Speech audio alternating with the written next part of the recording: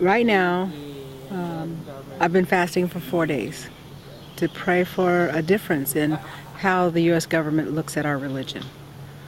And we had met with Randy Moore a couple of times, and we're asking the same exact thing that we've asked for since 2005, and that's a mandatory closure of the river, the ceremonial ground area, at no cost.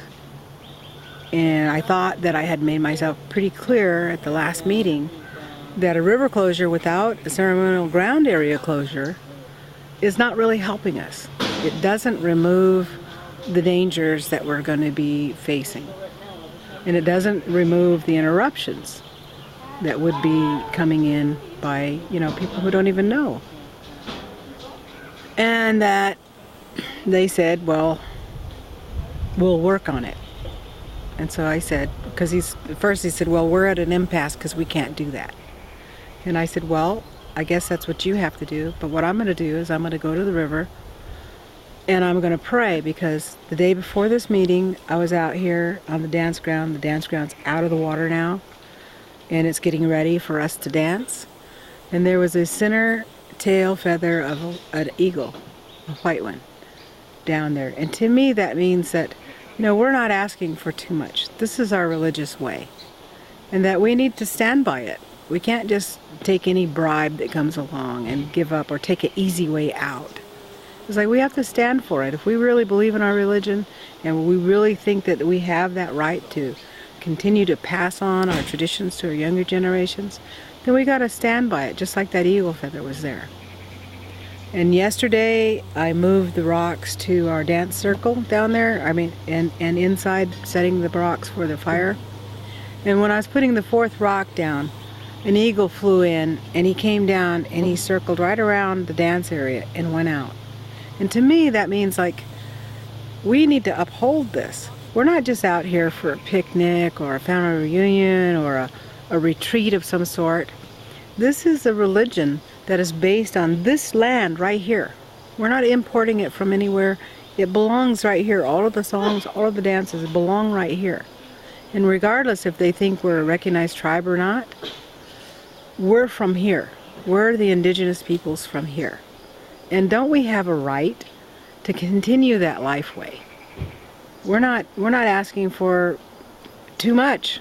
We're not asking for too much. It's like 400 yards of the river, 40 acres of land for 4 days. How can that be too much? Because right now, he says they're going to close the river for health and safety, but they can't close the land. It's like, why not? For health and safety. It'd be the same thing. If you close the river and 300 yards on either side of the river for that 400 yards, that would do it. But somehow they don't. They say they can't do it. They said they couldn't close the river for 5 years now. They said there's just no way to close the river, and now they're all of a sudden going to use health and safety issues that we brought up, the last ceremonies ago. And they said, oh no, we can't do that. And now they have found an authority that says they can use health and safety, but not for the land. But it's the same issue.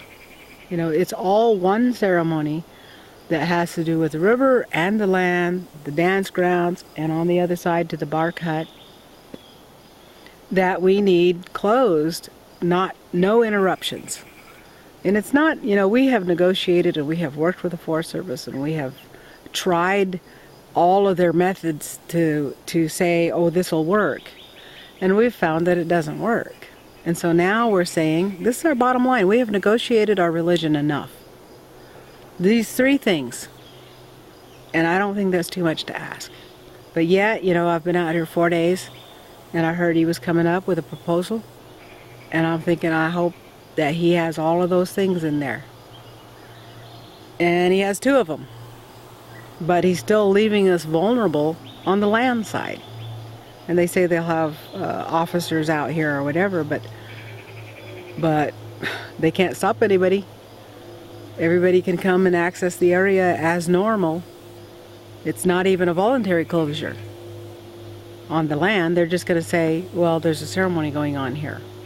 Well, that's what they said on the river when all the boats came through, you know, and did all their harassment. But it doesn't stop anybody from driving into the day use area, getting out their ice chest of beer or whatever, and going down at the day use area and, you know, starting up their music and drinking beer and fishing. They have every right to do that. And if we stop them from doing that, we'll be the ones who are breaking the law. Even though we're the ones asking the Forest Service to install an order that keeps everybody safe. Because it's not fair to the fisherman who thinks he has every right to come in and do what he's doing, any more that it's right for them to be there disrupting our ceremony. And we're supposed to have we're paying, you know, we're having a permit for this campground, but yet we can't stop anybody from coming in. Special use permit has to be signed when it sets us up to break the law. I mean, why do we need a special use permit to break the law? I mean, just by being Indian and having the ceremony at all is breaking the law. Because according to the federal government, we're not Indians and we're not entitled to any of the acts that protect Indian ceremonies like this, like the Farm Bill. If we were federally recognized Indians, we'd be able to utilize the Farm Bill. But, you know, just being a tribe that's unrecognized and practicing what tribes do, we're breaking the law. When we gather our herbs, we're breaking the law. When we have a doctoring, we're breaking the law. When we hold this dance, we're breaking the law because we're not considered to be Indians. It's like, what kind of country is that sets people up to be lawbreakers just in who they are? I mean, I don't know how the Catholics would feel about that, but just being Catholic and praying, if that made you break the law, I mean, that's how it was in the Roman days, right? A lot of people got exiled and killed and everything for practicing their religion. So, is that what this is? You know, they're asking us to be a health and safety issue rather than a traditional tribal with a ceremony and religion in place to respect that. I mean, they close areas of this lake for mating pairs of eagles. They close it for a number of other things. You know, there's a lot of campgrounds that get closed for ceremonies, but I guess those are real Indians. You know, they have to have a federal a stamp. A USDA stamp says they're real.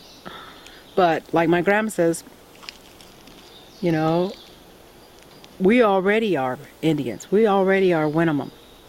Why would we apply to be that when we already are those people? And we're not in some other country. We're in our own homeland right here. This is my great-grandpa's land. This ceremony has gone on forever. This dance ground has been here way before California became a state. And now, you know, we lost all that because of lies of the government. 1941 Act of Congress said, we'll give you like land. We're going to flood all your river. But we're going to give you like land to live on. Well, that should have been this. And we shouldn't have to have this problem. But now it's like they can break their own law, but, you know, we're not supposed to. So the proposal that came today, a lot less than what I had hoped for, and not enough for the fast to stop. Because just like that eagle feather and just like when that eagle came around and danced over the dance ground, we have to hold our ground. We have to stand up for our religion. If we don't stand up for it, who else is? Who else is going to acknowledge that we have a religion that needs to be protected and needs to be allowed to go on into the future? Bottom line.